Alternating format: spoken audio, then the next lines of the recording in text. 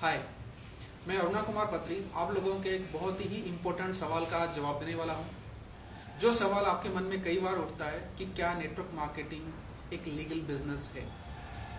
चलिए दोस्तों, हम देखते हैं कि ये लीगल है या नहीं है। मैं एक एडवोकेट होने के नाते आपको एक चीज़ बताना चाहूँगा। दुनिया में वो चीज़ जिसमें हम किसी को ठगते हैं या किसी से गलत तरीके से अगर हमें फ़ायदा मिलता है तो उस चीज़ को शायद हम इलीगल कहते हैं। लेकिन नेटवर्क मार्केटिंग का पहला जवाब मैं आपको ये देना चाहूंगा, क्लियर कट जवाब देना चाहूंगा कि नेटवर्क मार्केटिंग बिल्कुल इलीगल बिजनेस नहीं है। क्यों? क्योंकि एक नेटवर्क मार्केटिंग सिर्फ एक advanced form of distribution system है। डिस्ट्रीब्यूशन सिस्टम मतलब कि कोई सामान जब एक मैन्युफैक्चरर बनाता है और उसको कंज्यूमर के पास पहुंचाना होता है, जो सिस्टम को फॉलो करता है उस सिस्टम को हम डिस्ट्रीब्यूशन सिस्टम कहते हैं। दोस्तों, ट्रेडिशनल डिस्ट्रीब्यूशन सिस्टम के थ्रू एक सामान को पहुंचाने के लिए कई सारे मिडिल मैन का सहारा लिया जाता है, जैसे कि CNF एजेंट, होलसेलर, रिटेलर, और इसके अलावा सबसे मोटा पैसा जो मैन्युफैक्चरर खर्च करता है वो है उस प्रोडक्ट की प्रमोशन के ऊपर, जिसको हम एडवर्टाइजमेंट या कमर्शियल्स कह सकते हैं। लेकिन नेटवर्क मार्केटिंग में ये सारा खर्चा कंपनी बचा लेती है या मैन्युफैक्चरर बचा लेती है, क्योंकि ये एक नए सिस्टम के थ्रू उन्हीं प्रोडक्ट्स को कंज्यूमर के पास पहुंचाती है। मतलब अगर मैं क्लियरली बोलूं कि कंज्यूमर के पास पहुंचाने के लिए मैन्युफैक्चरर वही कंज्यूमर का सहारा लेता है।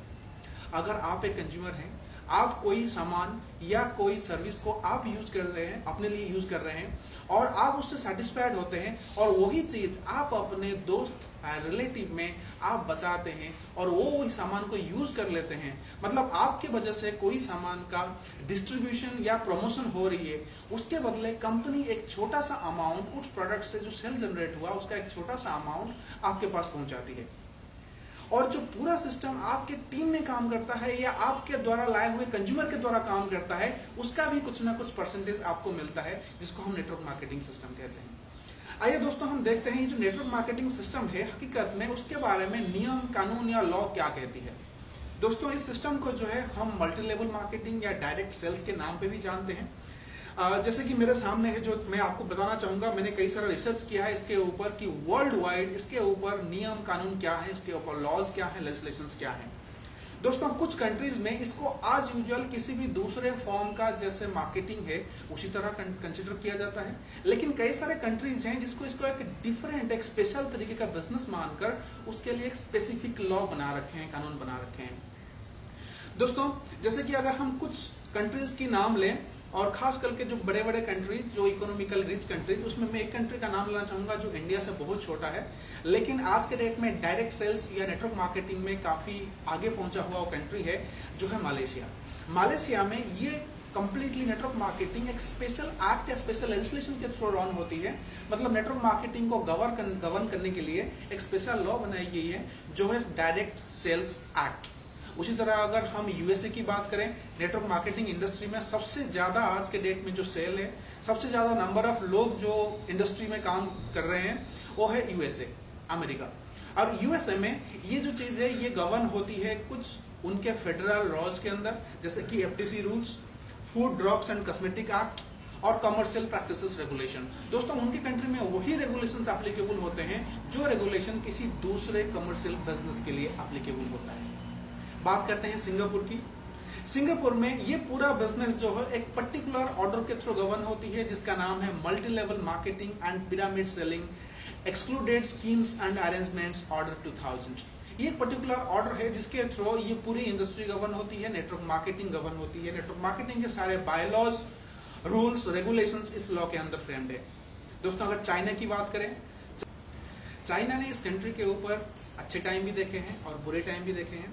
1998 तक चाइना में इस बिजनेस को लीगल बिजनेस कंसिडर किया जाता था, लेकिन 1998 में इस सिस्टम को, नेटवर्क मार्केटिंग सिस्टम को फॉलो करते हुए एक नए सिस्टम की शुरुआत हुई जो इलीगल तरीके से पैसे कमाता था, जिसको हम पिरामिड स्कीम कहते हैं। और इस स्कीम के वजह से 1998 में चाइना में मल्टी लेवल मार्केटिंग या नेटवर्क मार्केटिंग को बैन कर दी गई। लेकिन इसके ऊपर कई सारे एक्सपर्ट्स, कई सारे अच्छे इकोनॉमिकल एक्सपर्ट्स इसके ऊपर बैठे और कई बार डिस्कशन हुआ, और डिस्कशन होने के बाद पता चला कि पिरामिड स्कीम जो है वो एक डिफरेंट सिस्टम है और जो मल्टी लेवल मार्केटिंग एक डिफरेंट सिस्टम है। और उसके बाद ये कंप्लीटली डिस्कशन, ये जो एनालिसिस है वो मिनिस्ट्री ऑफ कॉमर्स के पास रखी गई और मिनिस्ट्री ऑफ कॉमर्स 2004 11 दिसंबर 2004 को चाइना में दोबारा से नेटवर्क मार्केटिंग को लीगल डिक्लेयर किया और उस दिन से लेकर आज तक चाइना में उसको लीगल बिजनेस कंसिडर की जाती है। अब बात करते हैं यूके के बारे में, यूनाइटेड किंगडम। यूके में इसको जो है कोई डिफरेंट लॉ के अंदर या कोई डिफरेंट स्कीम के अंदर ट्रीटमेंट नहीं की जाती है। इसको जो उनका जनरल लेजिस्लेशन है उसी के अंदर ही इसको कवर किया जाता है। जैसे कि उनका जो लॉ है ऑलरेडी बनी हुई है, ऑलरेडी फ्रेम्ड है। किसी भी दूसरे ट्रेडिंग स्कीम के लिए जो है ट्रेडिंग स्कीम रेगुलेशन 1997, इसी के अंदर ही वो मल्टी लेवल मार्केटिंग कवर होती है। और खास करके यूके के अंदर जो डीएसए है, डायरेक्ट सेल्स एसोसिएशन, उसका एक कोड ऑफ प्रैक्टिस है, उसी के थ्रू पूरी इंडस्ट्री गवर्न होती है। और डीएसए का जो कोड ऑफ प्रैक्टिस है उसको डायरेक्टर ऑफ ट्रेड अफेयर्स ने 1987 में उसको कंफर्म किया था, उसको उसके ऊपर ठप्पा लगाया था कि हाँ ये कोड ऑफ कंडक्ट डीएसए ने फ्रेम कर रखा है वो ठीक है। और बात करते हैं ऑस्ट्रेलिया के बारे में। ऑस्ट्रेलिया में जो है ये लॉ गवर्न होती है, उनका जो जनरल लॉ है ट्रेड प्रैक्टिसेस एक्ट, उसी के अंदर ही गवर्न होती है। और खास बात यह है कि ऑस्ट्रेलिया में एक हिस्टोरिकल जजमेंट है जिसके बाद ये बहुत ही लीगलाइज हो गई उस कंट्री में। जो जजमेंट का नाम मैं जरूर आपको बताना चाहूंगा वो है Australian communications network private limited versus the Australian competition and consumer commission. यहाँ पर कोर्ट ने ये हेल्ड किया कि पिरामिड सेलिंग और मल्टी लेवल मार्केटिंग दो डिफरेंट चीजें हैं और मल्टी लेवल मार्केटिंग जो है वो कम्प्लीटली लीगल है और जो पिरामिड स्कीम है वो कम्प्लीटली इलीगल है। और हम बात करते हैं हमारे अपने देश के बारे में, इंडिया के बारे में, कि इंडिया का लेजिस्लेशन क्या कहती है। शायद हो सकता